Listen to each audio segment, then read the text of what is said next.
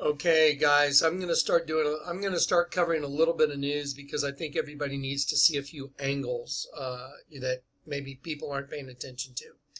That way you're ready. That way you know what's coming. Okay, heads up.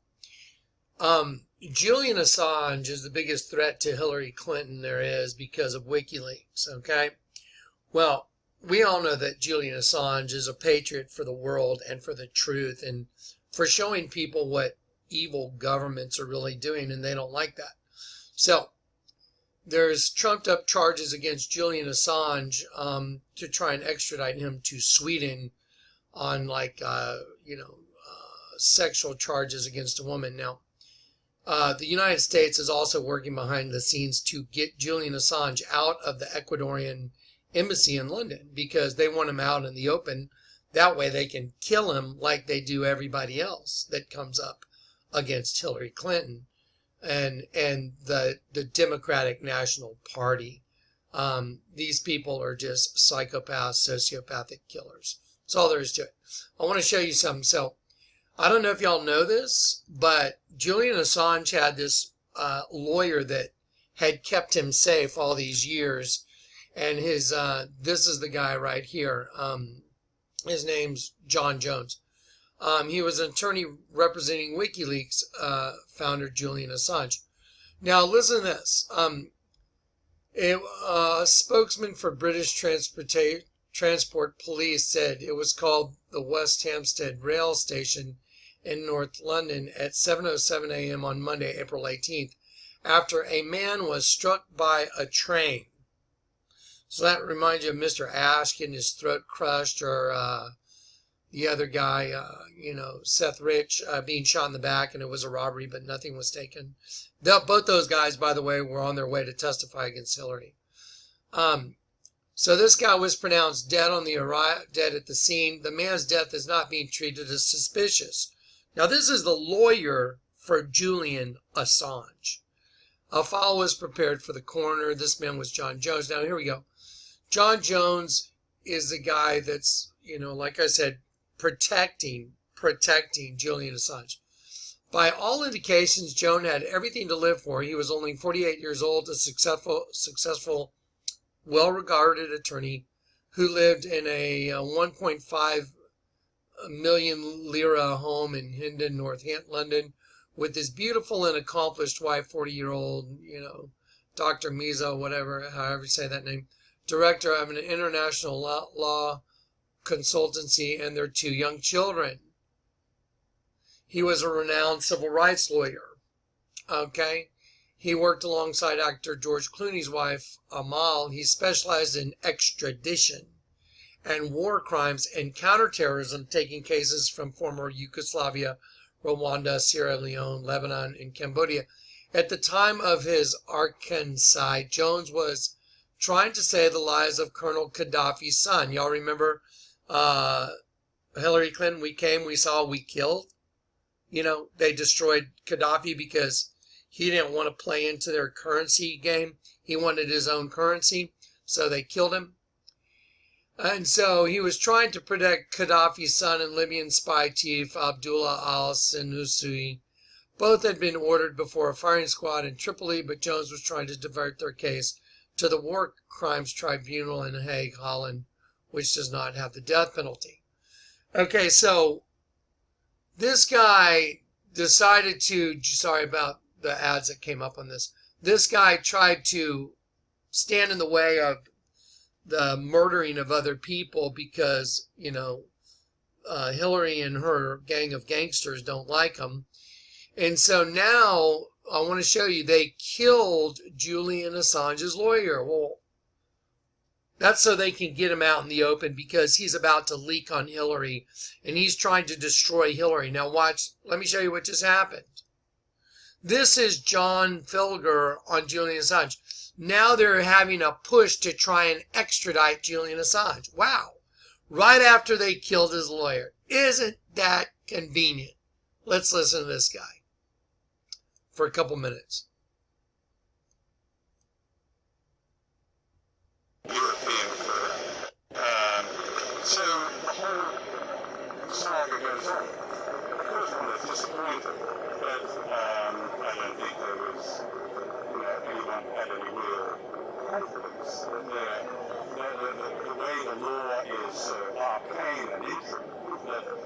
come down the side and say, one thing is true. We would not be standing here today doing this interview. We wouldn't be in that court. None of this would have happened had it been anyone but Julian Assange and WikiLeaks. There's no question about that. The behavior of the Swedish authorities has been quite extraordinary. They've used the media, the prosecutor's office have used the media, the police have used the media, the whole presumption of innocence. This is a man who's been charged with absolutely nothing. The presumption of innocence is being thrown out. The original prosecutor in this case said that there was no case to answer, and it was only then continued when a politician, Klaus Bergström, in the middle of an election campaign in Sweden, decided he was going to represent the two women. And at a press conference, he was asked by a Swedish reporter that both these women said the sexual assault was consensual, and his answer was, but they're not lawyers. So, even both the witnesses said the sex was consensual. Both the witnesses, both of them. And they're saying, well, we're not, even though they're the ones that they're trying to make the case against. It's insanity. They're just trying to get to Assange, people. They're trying to take Assange out right now. So, this was published on the 16th, I believe. The 26th. So, his lawyer is dead. They killed his lawyer. He didn't jump in front of a train. You got to be insane to believe that. But let me show you what's really going on behind the scenes now. Now, y'all remember that there was an attempted coup in Turkey. Well, do y'all remember when Turkey was shooting down? Do y'all remember when Turkey was shooting down the Russian planes trying to stop ISIS from coming over the Turkey border? Hang on one sec. Sorry, I had to take that call. So anyway, remember all ISIS was coming over the border from Turkey. So Turkey was funneling ISIS into Syria on behalf of the United States. Obama and, the proxy war that, we are really the ones that created and funded ISIS. I want you to remember that. So ISIS was shooting down Russian planes and then killing the pilots as they were coming down on their parachutes, which is against the Geneva Convention, yelling Allah Akbar and all that crap. Okay, now, Turkey. There was a coup. Let me show you. Here's the coup attempt. There was all these people that were arrested. 30,022 people detained, and there was a cleansing of the opponents of Erdogan. They literally wiped them out. It says Turkish authorities have stripped the country's security forces, arresting at least 5,226 military personnel and seizing as many as 151 generals and admirals. And you know what they're doing with those guys, right? Yeah. Within 24 to 48 hours, 40,000 people in that neighborhood were arrested. That means they already knew what they were going to do. Now, what was the result of that? What was the result of this attempted coup? Think about it. Well, remember the Air Force base? That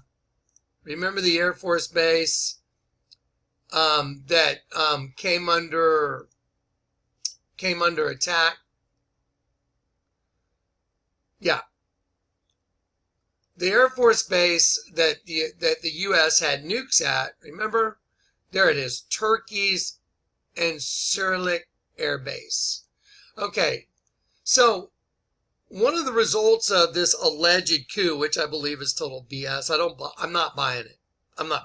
I think it was a false flag all the way. In order to do this, watch. According to one of the sources, the transfer has been very challenging in technical and political terms. It's not easy to move 20 plus nukes. You don't see this all over the news, do you? Okay, so they're moving 20 plus nukes. Let's see, according to the recent report by the Simpson Center, since Cold War, some 50 U.S. tactical nuclear weapons have been stationed at Turkey's Incirlik Air Base, approximately 100 kilometers from the Syrian border. During the failed coup in Turkey in July, Incirlik's power was cut, and the Turkish government prohibited U.S. aircraft from flying out. Eventually, the base commander was arrested and implicated in the coup. So here's the narrative in the United States. Oh my gosh, our guys were trapped at the air base. And so now they're saying, oh, you know what? It's not safe over there anymore. So whether the U.S. could have maintained control of the weapons in the event of a protracted civil conflict in Turkey is an unanswerable question, the report says. So they said, we're going to move the nukes. We're going to move those nukes because of that attempted coup. And we're going to move them to Devesalu Air Base in Romania. Well, have y'all heard that Putin's sending 40,000 troops to the Romanian border? Let's look at this Devesalu Air Base in Romania. Let me show you where it is. So they were over in Turkey. Remember, the nukes were in Turkey, and I'm going to show you a map in a minute. I'll show it to you right now. Here's where the nukes were, over here by Syria. And so they're taking those nukes and they're moving them all the way over to Romania. Where's Romania by? Where is Romania right next to? What is it border? The Ukraine. Wow, isn't that convenient? Isn't that convenient? I mean, what a convenient coup to move nukes from Turkey to Romania, which borders the Ukraine. And you know, we started the crap in the Ukraine also, the United States did. This is starting to look like World War III is right here. Now, let me show you something else. This came up today, and I don't know what, no one can confirm, but except Twitter feeds that a bunch of U.S. Abrams tanks are being moved right now. We have something that is breaking right now, already happened, is tweeting this, and I sent him a message today. He was kind enough to respond back to me. He said there is no news source on it. It's just photos here that have been taken of Abrams tanks being loaded on the train cars there in Germany. Now, he did say to me perhaps they're going to a military drill, and that may be the case, but it says long columns of U.S. Army M1A2 Abrams tanks in Germany are being moved. Now, let's look at where those are. So, we're in Germany with a bunch of Abrams tanks being moved. All these countries, the Czech Republic, Poland, Germany, Hungary, they're telling their citizens, get food and water now, stockpile. I'm just reporting news. I'm not a news guy. I mean, I don't do the news, but I thought y'all might want to know this. Heads up, people. Nukes from Turkey to Romania. Turkey coup stinks.